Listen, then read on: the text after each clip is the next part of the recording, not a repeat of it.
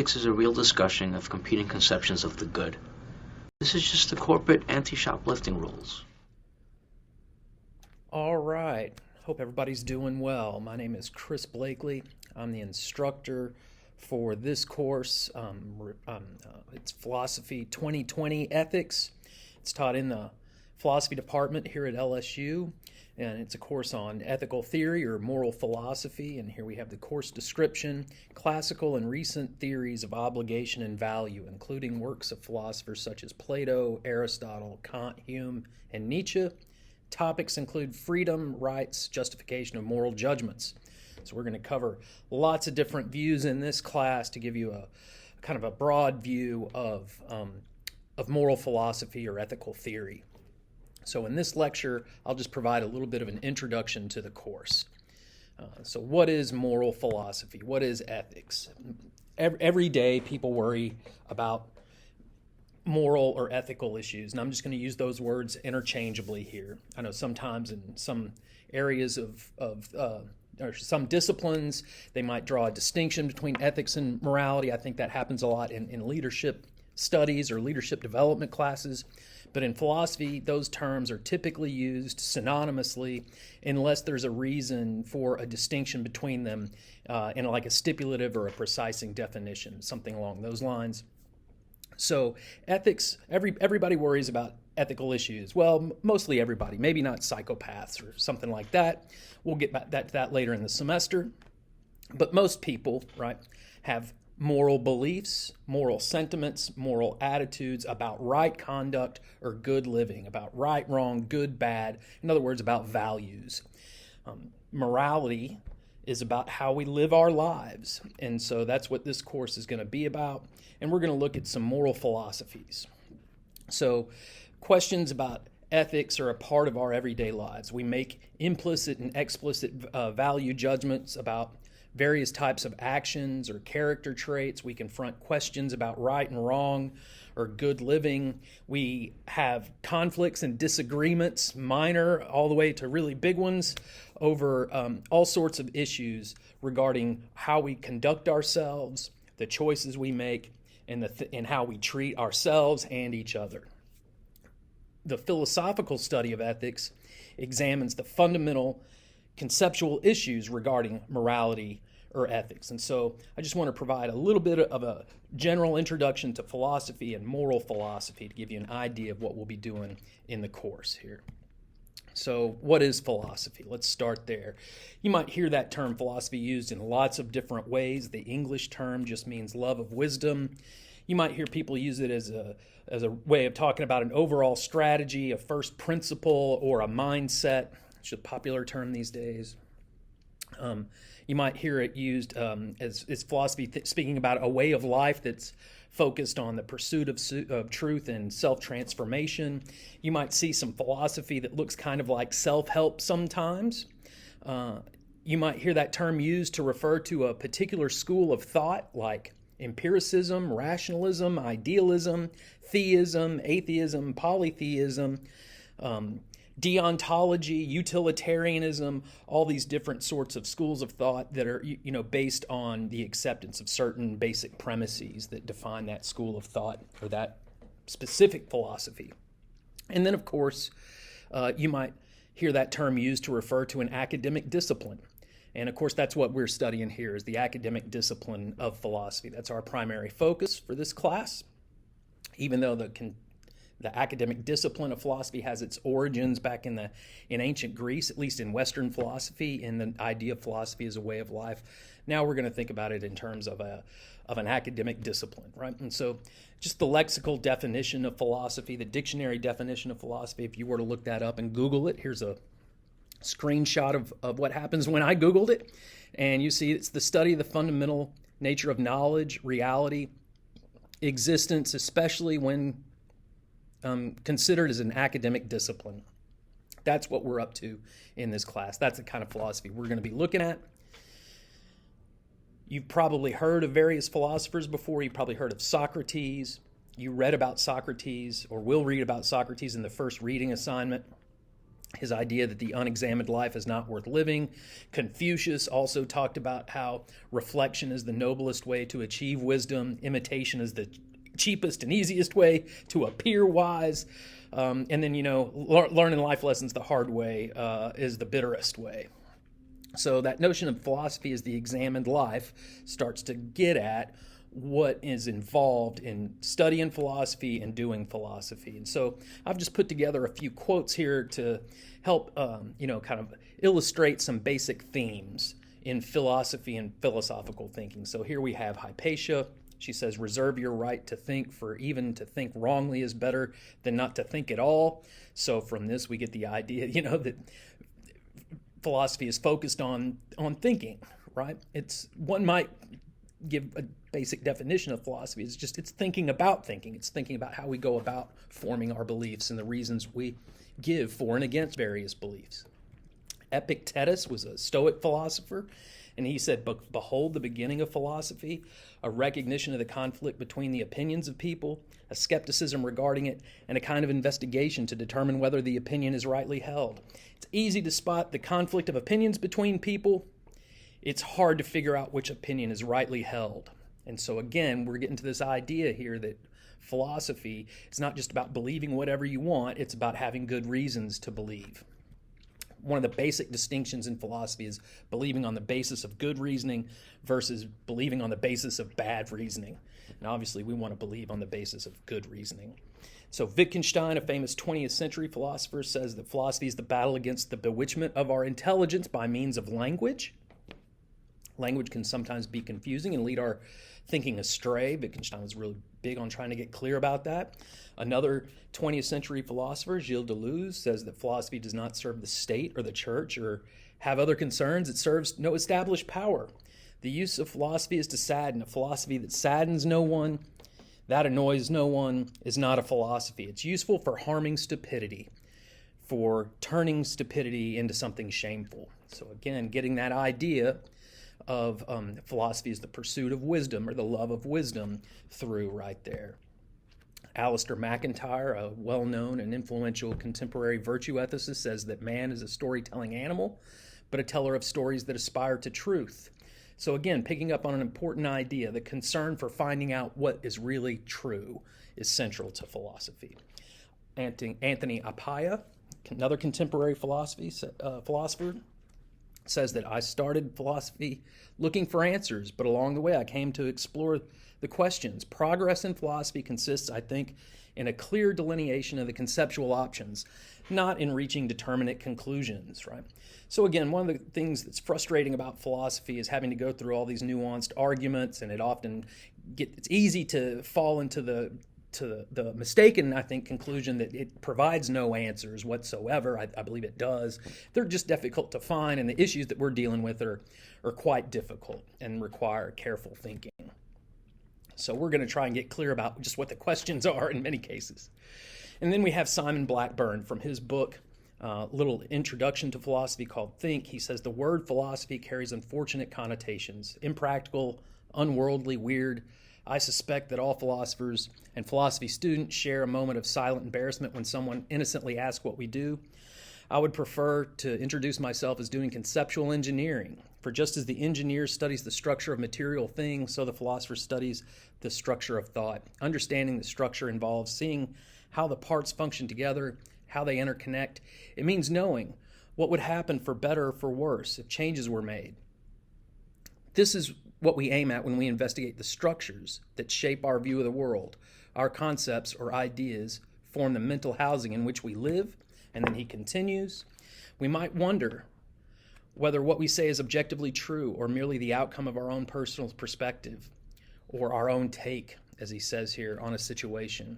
Thinking about this, we confront categories like knowledge, objectivity, truth, or in our case, morality and values. That we may want to think about them. At that point, we're reflecting on the concepts and procedures and beliefs that we normally just use. We're looking at the scaffolding of our thought and doing conceptual engineering. So you probably use this term right and wrong, good and bad all the time, but I'm willing to bet maybe you haven't looked at theories about right and wrong and good and bad. So again, we'll start to probe into some of the assumptions we make. That's a big part of doing philosophy as well. Then we got this textbook definition of philosophy from a textbook that I often use in my classes. I usually assign it, or at least portions of the first chapter of it, in a lot of the early portions of my classes, and it's by Klosowski, and he says, the intellectual activity of philosophy is the intellectual activity of attempting to discern and remove contradictions among non-empirical reasoned beliefs that have universal importance with the resulting benefit of achieving a greater understanding of the world and our place within it. I think that's a pretty good working definition of philosophy that takes us beyond just that lexical definition or the love of wisdom. It kind of puts some meat into what philosophers are, what they're doing and what they're trying to achieve there. So again, attempting to discern, identifying contradictions, figuring out which one, since they can't both be true, figuring out which ones are true as best we can, and hopefully that tells us something about our place in the world. And as it points out here, we're going to deal with non-empirical or conceptual issues. We're not going to be studying philosophy, or morality the way maybe a psychologist would, which is going to be in a more empirical way, or an anthropologist might do it in a more empirical way. We're going to look at some of the conceptual problems that are involved with morality. That's one of the things that distinguishes the philosophical study of morality from other ways of studying morality.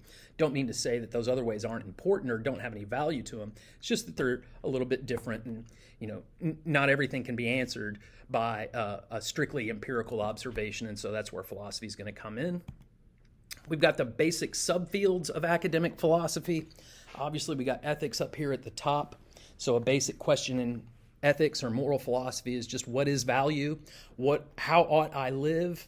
Right? Or what ought I do? Or some basic questions in ethics. And of course, what we think of as value informs those questions.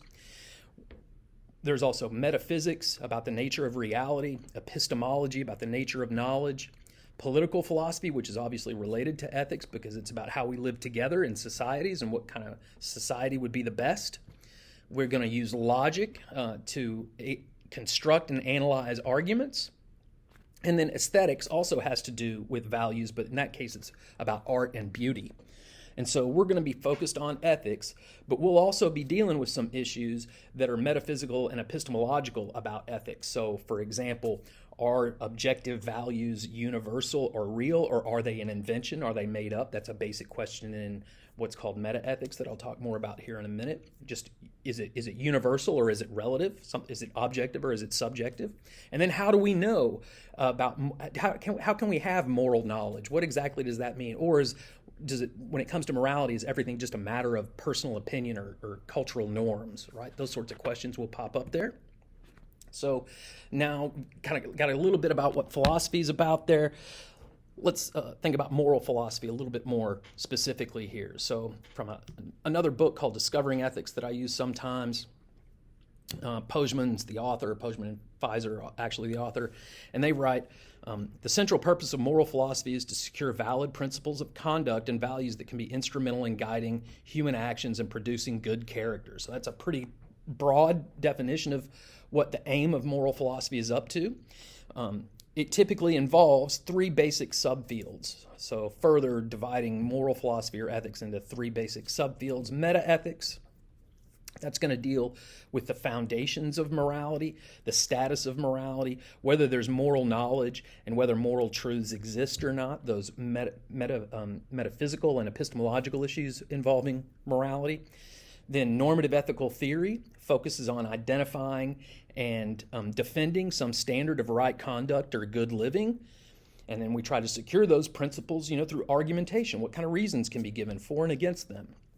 And then another area of academic philosophy is applied ethics, which is just applying those various normative standards. For example, the golden rule, treat others as you would want to be treated, is an example of a normative standard, a prescriptive standard that guides conduct. And then we could ask, what does that imply about specific moral issues in applied ethics, like stem cell research, abortion, euthanasia, genetic engineering, AI ethics, cheating, what's wrong with cheating, in school or in a romantic relationship. All those sorts of things are involved in applied ethics. So that's where we would get like business ethics, professional ethics, and that kind of stuff as well. Also some issues that overlap with, political, social policy as well there. So we'll be focused for the most part, as I have kind of indicated here with my little asterisks, that the course here is going to focus mainly on meta-ethics and, for the most part, normative ethical theory. So that'll be our focus. So again, to have a moral philosophy or a philosophical approach to ethics is going to try and do three basic things.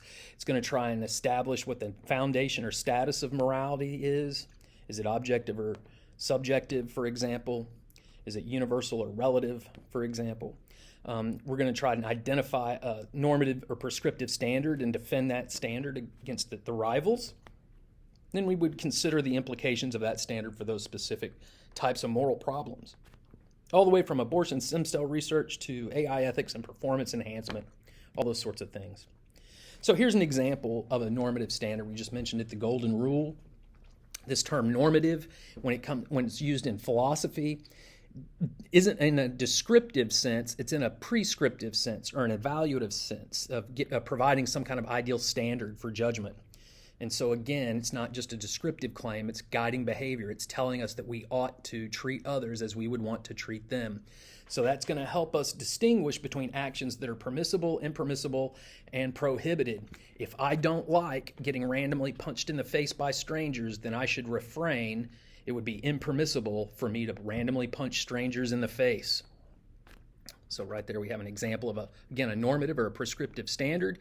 But then we could ask, how are we to really interpret the golden rule?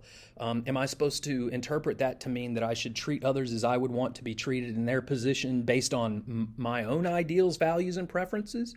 Or that I should treat others as I would want to be treated in their position based on their ideals, values, and preferences, their wants?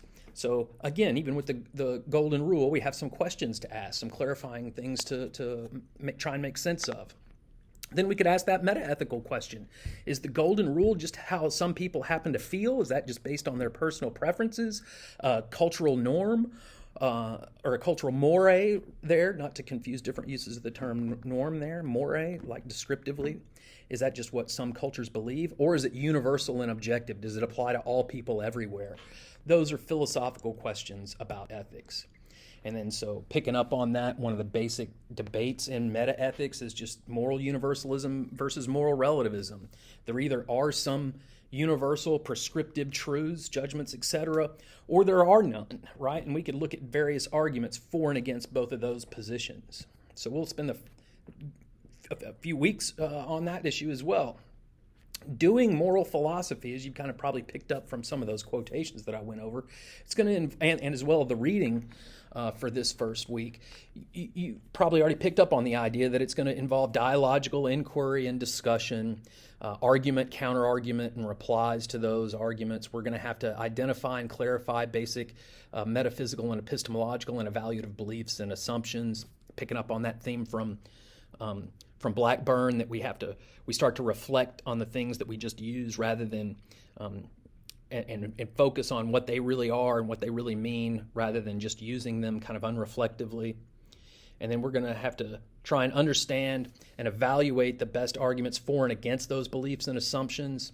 And our goal, of course, is to develop an informed, well-reasoned position, picking up again on that notion from Epictetus, that we're trying to figure out which opinions are rightly held here. That's a tall order, right? Difficult thing to do. And again, so you've going to have some reading assignments here. One of them is for this week is from Altman, and he uses Rick and Morty to introduce this idea of a Socratic dialogue. Socrates was written about by Plato, some famous philosophers in Greek Western philosophy. And as Altman points out, picking up on that notion of dialogical inquiry, he says this is exactly how Plato's Socratic dialogues were written, with one character having a certain view on justice, beauty, and then Socrates, by way of certain line of argument, convincing that person that their view was flawed and needed to be examined further. We're meant to live through Morty's arc in the episode. This is the episode where Rick sells an antimatter device to an unethical assassin. right? And so the viewer takes up Morty's position there. We're meant to see the issue through Morty's arc in the episode, as he is in the one who has taken up the line of moral argument that is scrutinized throughout the episode, mostly by Rick, while we're left rooting for Morty until finally the position is destroyed, leaving Morty without any kind of ethical footing, right?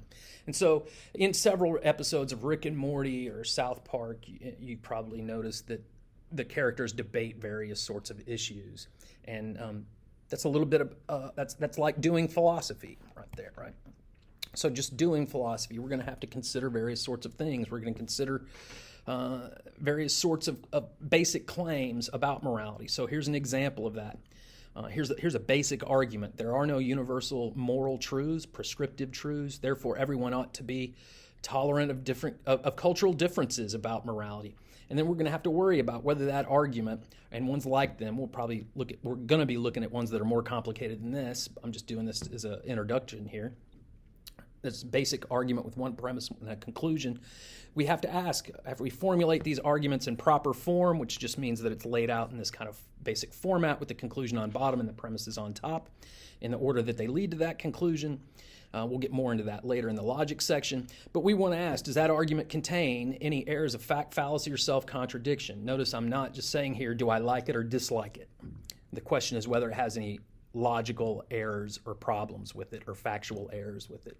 So that's what we're going to be doing here. We've got some key concepts in moral philosophy that you need to start to familiarize yourself with. These are going to pop up over and over again all semester long. They're used all throughout the various readings that we have in the course, but you want to start familiarizing yourself with them now. And so you ought to take some time to look up the basic difference between moral realism and anti-realism. If you aren't familiar with terms like objective and subjective or universal and relative, get the basic definitions of those down. Again, the difference between descriptive claims and normative or prescriptive claims will be important for us.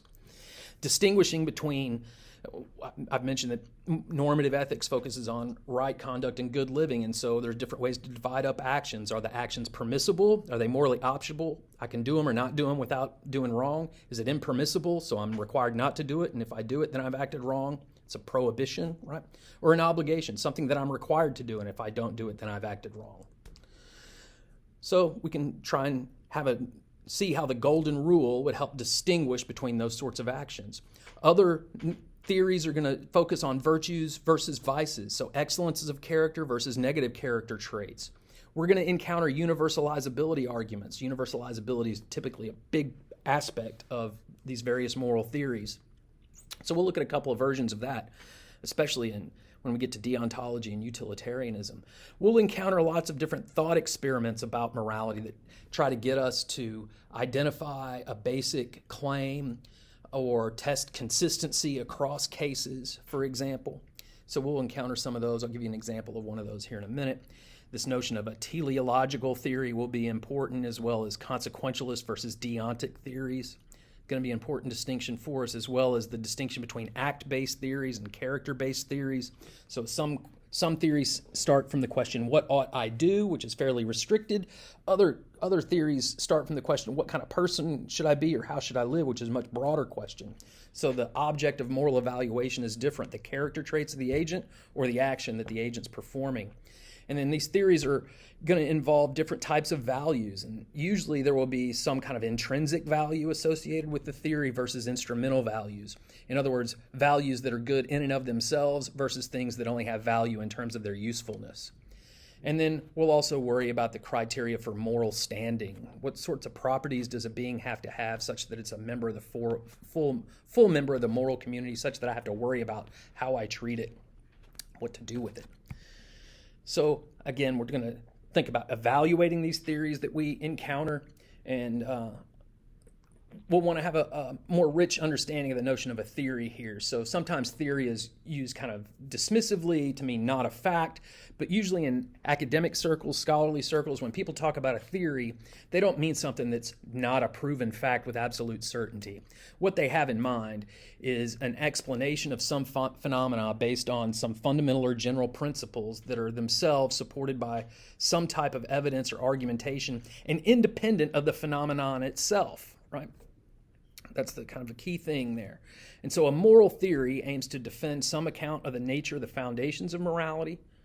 Is it universal? Is it subjective? Is it rational or non-rational? And identify and defend some normative or prescriptive standard for right conduct and good living.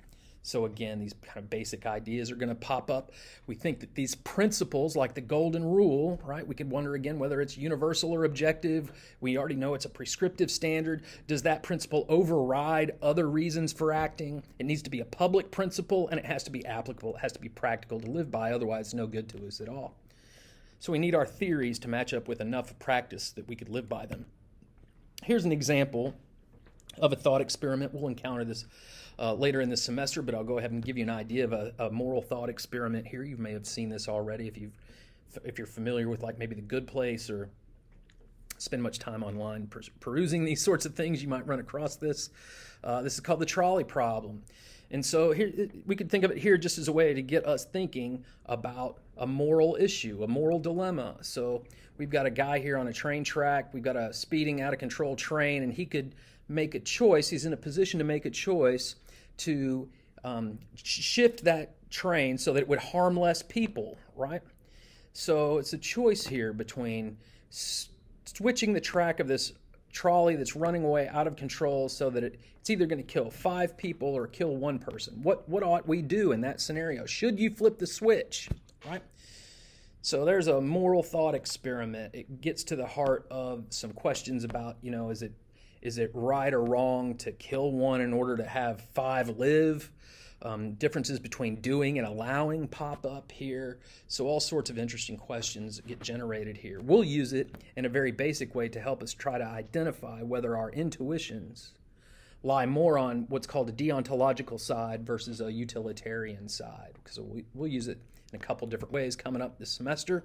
And then again, we need to worry about what it would mean to test moral theories. Again, we're going to use some thought experiments to do that. We're also going to worry about whether the specific arguments for those theories contain any major errors of fact, fallacy, or self-contradiction. We'll be studying a little bit of logic next week to get a handle on some of that. Just giving you an example of a thought experiment. If our moral theory has counterintuitive, or we might worry about counterexamples and as well as counterintuitive implications that might count against the plausibility of a theory. So if your theory implies, for example, that it would be permissible for, teenagers to beat homeless people up. Maybe we have to worry about whether that's the correct moral theory or not. We'll also worry about problems of arbitrariness and equivalence that pop up. Contradictory versions of relativism could be a problem for us. And then, of course, they need to be in line with, some basic empirical or scientific evidence that might be relevant, even if it's not decisive for those theories. And so that's a little bit about what we'll be up to this semester. Here's our basic course outline. After this first introductory week, we're going to study a little bit of basic logic and critical thinking in the second week. Then after that, we'll focus on some meta-ethics and cover a couple of different meta-ethical problems, universalism and objectivism versus subjectivism and relativism, and also the problem of moral motivation, where we'll talk a little bit about serial killers. Then we'll have an exam. Then we'll get into the normative ethical theory section of the class, and we'll cover egoism, social contract morality, deontology, utilitarianism, and virtue ethics. Then have an exam after that. And then we'll cover some alternative perspectives. And there we'll look at religion and morality, existentialism, alternative approach to morality, and then some gender-sex issues with regard to morality and race and morality. And so we'll look at those alternative views or kind of a couple of different perspectives there at the end after we cover some of the main influential traditional views in the middle of the class. That'll be the bulk of the class there. And then you'll have an exam after after each of those sections, and then a final exam at the end. And so that'll be the basic structure of the class. What the hell is that? The unproductives. God damn it, how are there so many of them? Unproductives? Yeah, DJs, foodies, influencers. I just recirculate them through until they blew a hole in the human resources department. You're fired. I'm putting this in your file. We gotta fix this, Dad. We can't keep recycling them through. I can add an online college workaround. Or just push them out through a pipe in the back. Same thing.